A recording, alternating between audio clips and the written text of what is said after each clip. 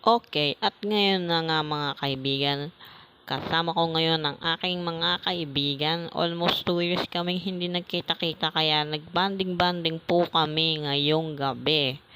Boys night out. Is hashtag girls.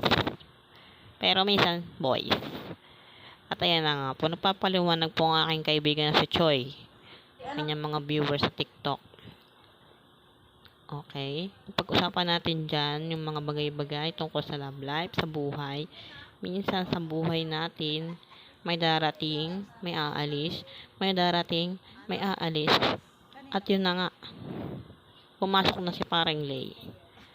Okay.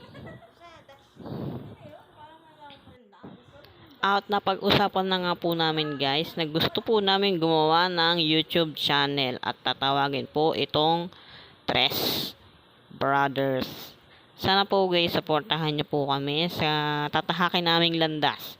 At yun lamang po for today's chat video. Bye bye! Subscribe!